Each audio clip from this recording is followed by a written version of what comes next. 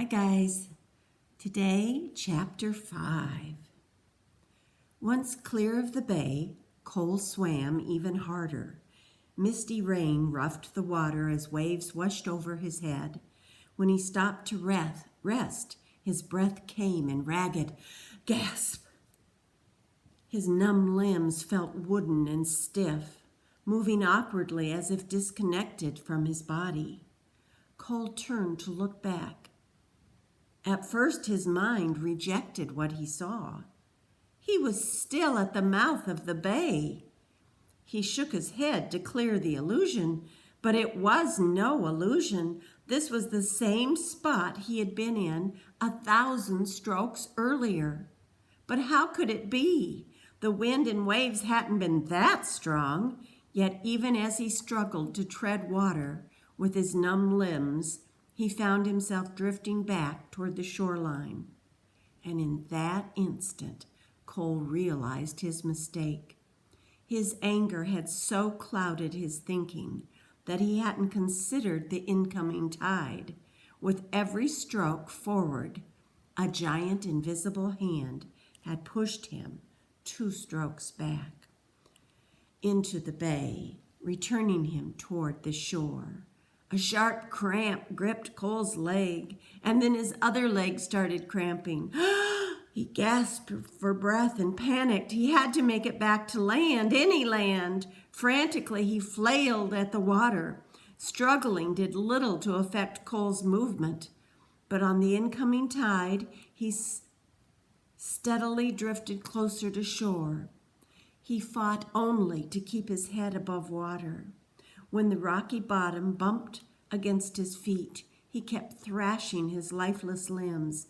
Again and again his feet struck the rocky bottom, and pain shot up his legs. Finally, he quit fighting and let the waves push his body into shallow water. A wave broke over his head, and he came up gagging and spitting salt water. He tried to lift himself, but his arms collapsed. Finally, using only his elbows, he squirmed and crawled his way over the slippery rocks and up onto the grassy ground above the tide line. There he lay, spent and shivering, his body bruised, his cold skull throbbing in rhythm with his heartbeat. Cole had lost all track of time and struggled just to think. All he could conjure up were fleeting notions. He couldn't stand up. He needed warmth. It was almost dark, and he felt pain. One thought repeated. He needed warmth. He knew there was no warmth, and yet he remembered flames. Where were the flames? He had to find them. Cole tried to stand up, but his legs collapsed under him. Imagining a fire, he dragged his way forward again on his belly. His legs pulled behind him like worthless anchors. It was hard in the gathering darkness to make out shapes. The waves, the shoreline, the trees, the bay, they all existed like parts of a puzzle. Cole rested again until the throbbing in his head had disappeared. His head felt hollow, his mind empty. One detached thought kept coming back to him. There had been flames, but where? Night had come quickly, and Cole scanned the dark shadows around him, sensing a vague familiarity. Again he tried to stand, but couldn't. He dragged himself forward one last time, and then collapsed. Slowly, the cold disappeared. Lying belly down in the darkness, Cole felt his legs and chest sting as if they were on fire. Then he became aware of another feeling, stronger than any burning in his arms and belly, more haunting than the darkness that surrounded him, was the realization that he was alone, totally alone with himself. And it scared him.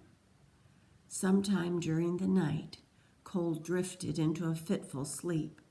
When he awoke, darkness still hid the island. His first conscious sense was pain. His toes, hands, elbows, chest, legs, all ached. What had happened? Vaguely, he remembered burning the supplies and the shelter, and then trying to escape by swimming. After that, he remembered the tide and crawling up the rocky shore. There had been terrible cold and then more crawling.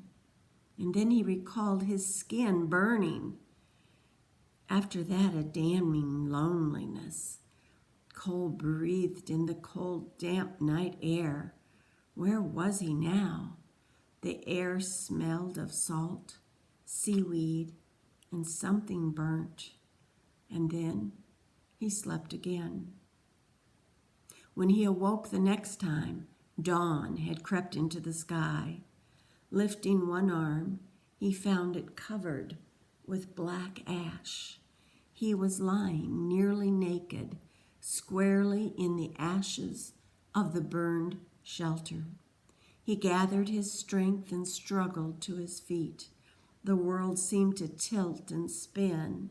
In the dawn light, billowy clouds mounted against the far horizon like a snowdrift. The warm ash stuck to the raw scrapes on Cole's chest and legs. Blood crusted his elbows and his knees, and his dry mouth kept him from swallowing.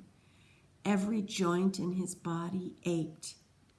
As he wavered on his weakened legs, Cole became aware of a presence, not movement, only a lurking presence. Grimacing, he searched the trees and the shore. At first, nothing appeared different or out of place, but then something large and white broke the smooth pattern of the shoreline. He squinted, and the image cleared. A bear, a white bear. Out across the water on the point of shoreline, near the opening of the bay, a massive white bear stood as motionless as a statue, facing him. Morning light glinted off its shiny white fur and made it glow. The bear stood patiently, proud, nose forward, ears alert. Cole kept blinking his eyes. Could this possibly be one of the spirit bears Edwin had spoken of? He had said they lived hundreds of miles to the south on a totally different island. And yet what else could it be? Shivering in only his underwear, Cole crouched and picked up a rock. This spirit bear didn't have any right to stare at him. It didn't have pride, dignity, and honor like Edwin had said. It was just a mangy animal. Cole flung the rock, even though the bear was nearly a quarter of a mile away. "You just keep staring. I'll kill you," he shouted. What really angered Cole about the bear was that it stood there, frozen on the shoreline without any sign of fear. It defied him. He looked around for some kind of a weapon. In the ashes, he spotted the charred blade of a hunting knife from one of the boxes. He picked it up and turned back toward the spirit bear. It had disappeared. Cole searched the trees, but the bear was gone. Puzzled, he tossed the knife back onto the ground. "I ever see you again, you're dead," he vowed. "I'll teach you to be afraid of me." As he turned back toward the ashes, another bright object caught his attention. Not 10 feet away lay, what do you think? What's laying there? Make a guess. Not 10 feet away lay the colorful red and blue blanket Garvey had given him. What had he called it? A towel. It rested near some tall grass, completely untouched by the flames. Cole picked it up and examined it with his sore fingers. Had he missed when he threw the Atau into the flames? Shrugging, he wrapped the blanket around his shoulders. He hobbled on his bruised feet down to where he had left his shoes and clothes. Cole felt no regret for having burned the supplies and the shelter, nor did he regret hurting Peter. This was all somebody else's fault. If it weren't for his parents, Peter, and that stupid healing circle, he wouldn't even be here. Somebody would pay for what was happening. He would get revenge, especially against those who had wanted him in jail. People like Peter's lady lawyer. Oh, he hated her. Cole remembered the first time he had seen her hold the feather in the circle. She waved it like a wand and pointed it directly at him. "That boy is dangerous," she said. "Next time he might kill someone. This circle justice has its place, but I oppose any plan that does not isolate Cole Matthews." Cole didn't like someone accusing him. He hated sitting in a room across from the slimeball creep that he had used as a punching bag, and he hated being around his parents and their high-priced lawyer that they had hired for him. The room felt stuffy, and he dug at the woven fabric on his chair with his fingernail. Circle justice stunk. Each word spoken in the circle was like kindling added to his smoldering anger.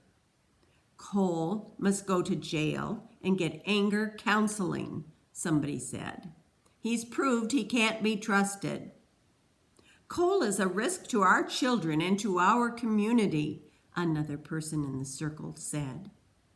We can't risk his release. It was the next voice that made Cole explode. His father held the feather, toying with it in his fingers. "We've always wanted the best for Cole," he said. "His mother and I have devoted our lives to him, but That's bull!" Cole had shouted suddenly, although he wasn't holding the feather. "You drink until you can't stand up, and you're gone all the time. A devoted parent doesn't whip his kid until his shirt can't hide all the bruises." Tomorrow, Chapter 6. It's a good one. Don't miss it.